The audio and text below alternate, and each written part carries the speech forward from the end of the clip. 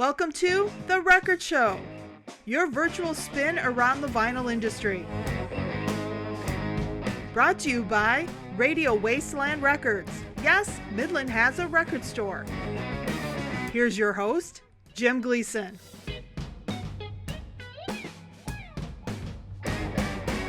Greetings from the Wasteland and welcome to another edition of The Record Show.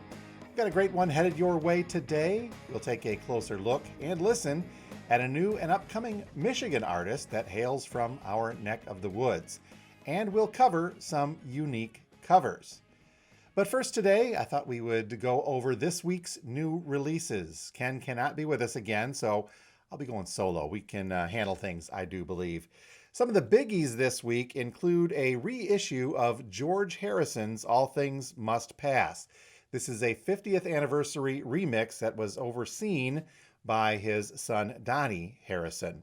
Now this comes in 3 different versions. The regular LP, this is a recreation of the original triple LP box set that does have an insert with photos and a poster. This also comes in a 5 LP deluxe set with 2 extra LPs of demo tracks and a lot of the other inserts, as well as what they're calling a super deluxe box set. That lists for around $200 and has 8 LPs, and all of the extra stuff include 47 demos, many of which are unreleased, and a 60-page booklet. So some really cool stuff for you George Harrison and or Beatles fans. Speaking of Beatles, there's also a release from the upcoming Peter Jackson documentary, The Beatles Get Back, and this is an album called Legends Play the Beatles. Now this features the work of some very heavy hitters in the rock industry, including performances of Beatles tunes by Hart's Ann Wilson, Judy Collins, Cream's Jack Bruce, Asia and King Crimson vocalist John Wetton, as well as the folks from Air Supply, Molly Hatchet, Deep Purple's Glenn Hughes, and many, many more. And it looks like the Legends Play the Beatles will be available on colored vinyl. There are also a couple of Blue Note jazz reissues coming up this week, including Sonny Clark's My Conception.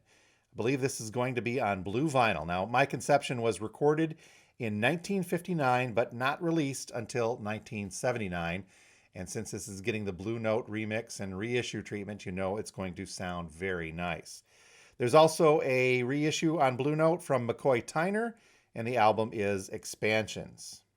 A couple of new albums coming out from established artists this week, including Michigan's own Sponge, and this is an album called Lavatorium, be coming out on clear vinyl, as well as Night Ranger, and an album called ATBPO, that stands, by the way, for And the Band Played On, and that is coming out on red vinyl, so new stuff from Night Ranger as well. We're getting a reissue from the Kinks, and that is their Misfits album on blue vinyl, as well as a reissue from Willie Nelson, and this is Make Way for Willie Nelson. This has been out of print on vinyl for decades, and this is a representation of the pre-Outlaw era from Willie, and it's a 1967, originally 1967 RCA Victor release. And one final reissue today, Brian May's Back to the Light, and this has been remastered by Bob Ludwig. So check out your local independent record store this Friday, August 6th, for those new releases and many, many more. Now, before we get too far down the rabbit hole of what for some can be a contentious term, referring to the many variations of what we call the outer protective covering of our albums, well, some people call them jackets. Discogs officially calls them sleeves. I refer to them as covers, okay? Maybe I'm a little old-fashioned, but whatever you call them, they come in many, many different and cool variations. Now, the standard ones, which we all know and love, hold the album, give us great artwork to hold on to and look at, and most importantly, protect the vinyl. There's also gatefolds, and then there's those really annoying unipack, the ones that look like a gatefold, but the record comes out of the inside, which can be very damaging if you're not careful pulling that in or out. But there are also some other very, very cool covers that our albums come in.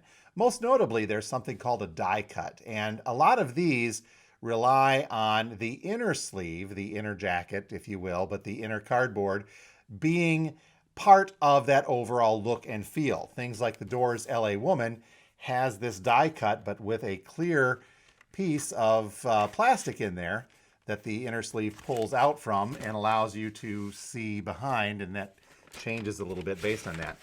One of the things you'll notice, especially with die cuts, and we've talked with Alice Cooper about this too, with his albums, notably the School Desk or the flaps that open up on the die cuts, the value of a record really is going to depend on not only just the vinyl, but in the case of these types of die cut sleeves, the condition of that die cut. Now, some of these that are more intricate, like the Rolling Stones' very infamous Faces cover from Some Girls, really depend on whether or not that die cut and remains undamaged from years of pulling that inner sleeve in and out. This album, by the way, is deserving of a whole nother episode on its own if you're unfamiliar with the history behind it. Probably one of the more famous and cool looking die cut covers out there is Led Zeppelin's Physical Graffiti. Now, this is die cut with multiple windows on the front and back, and it becomes interchangeable based upon the inner protective sleeve, which spells out the name of the album, or the inner sleeves themselves, which fill those die cut windows with multiple images. And there's lots more examples of this type of die cut album out there. All of them are cool, by the way. I really dig them. Other gimmicky covers, and we have seen many of these before as well, and we'll go back to the Stones for this one for Sticky Fingers, is the Andy Warhol designed zipper cover. And this one especially is hard to find in great shape because so many people would unzip that to see what's behind it. Now, this has been opened and untacked, so there you can see Andy Warhol's underwear is behind there. But finding one with a zipper in decent condition is always really, really tough to do. By the way, if you have this in your collection and you store like I do on a shelf, make sure you put a piece of cardboard in on that zipper to keep that from damaging other records nearby. You don't want some dents in your Rolling Stones. Now, the whole reason I bring this up is because in the past few weeks, I've come across some very, very cool outer sleeves, or covers, if you will, for albums. We brought in a big punk collection a couple of weeks ago, and there's some very interesting and unique items in there. One of them is from the Detroit punk band Snake Out. By the way, look for a closer look and a spin from the wasteland from Snake Out's one and only album, studio album rather, coming up in a couple of weeks. But the name of this album is Live Pizza, and if you look carefully, you can see that the band has designed that outer sleeve to represent a pizza box, which is actually very, very cool.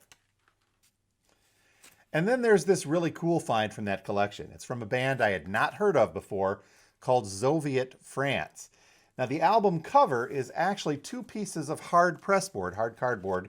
Discogs actually refers to it as masonite, and it's held together with a red cord.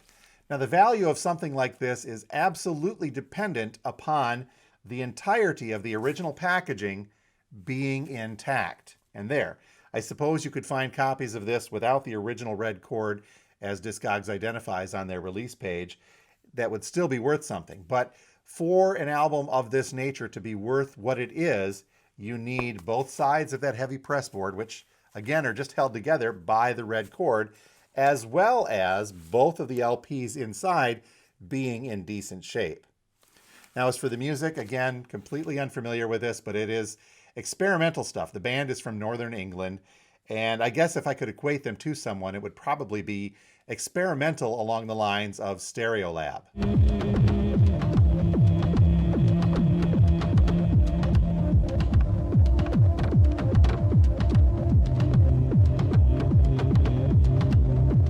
Now, I know I'm missing quite a few others of those very unique and cool jackets that our albums come in. Please let me know in the comments below what some of your favorites are and whether or not you've been able to keep them completely intact through the years. And finally today, let's take a closer look and listen at a new-ish, and upcoming Michigan artist, as somebody that hails from our neck of the woods here in Midland, Michigan. For that, I'm calling in an expert. This is Katie. Many of you have seen her before on our channel. My daughter, she is down at Radio Wasteland South in Lansing. And Katie, tell us a little bit about Michigander. And this first came on vinyl, Everything Will Be Okay Eventually. Yeah, so Michigander stuff has been on vinyl for a while, but for the longest time, you could only get it on his website. It wasn't from a distributor or anything. And so this is the first time it's been really widely available.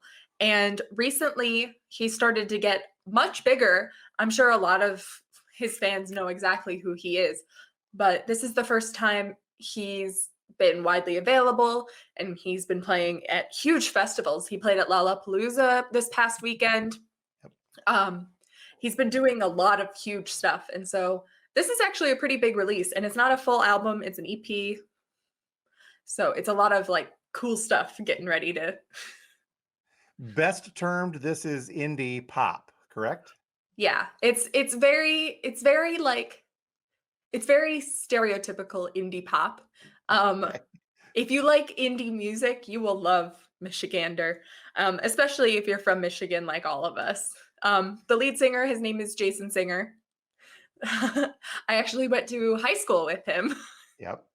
The first time I saw him perform was in our high school talent show. So That is cool. Now, does a recording exist of that somewhere for when he gets really big and famous? I don't know. Did you record me dancing in that talent show? Probably. That's been quite a few years. We'll have to dig back and see. Okay, Katie. So you mentioned this is indie pop, and it does get to be a little generic feeling at times, but it's still something that I don't mind. You kind of agree with that? Oh yeah, absolutely.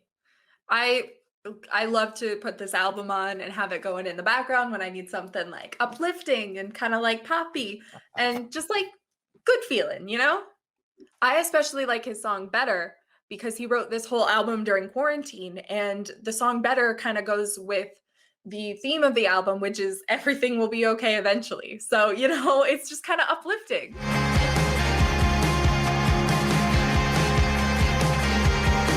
I'm not kidding, letting go.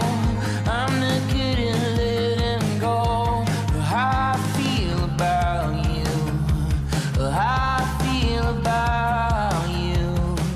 Now, Katie, earlier you mentioned that this is his first vinyl release that's more widely available, i.e., most of the other stuff was just on his website. We found this through our distributors, which means that the reach is finally starting to get out there for Michigander. And it even comes on very cool looking yellow vinyl. That's super pretty. I love that. So where do you see things going for Jason Singer here in the future? Oh, I'm sure he's only going to get bigger and better. He's going to probably start playing some bigger festivals. I wouldn't be surprised if we see him at Coachella at some point in the near future. All right, well, check him out. The name of the EP is Everything Will Be Okay Eventually. The artist's name is Jason Singer, aka Michigander. Thanks a lot, Katie. You try to love me and I probably shouldn't let you. 'Cause things will be better. 'Cause things will be better with you.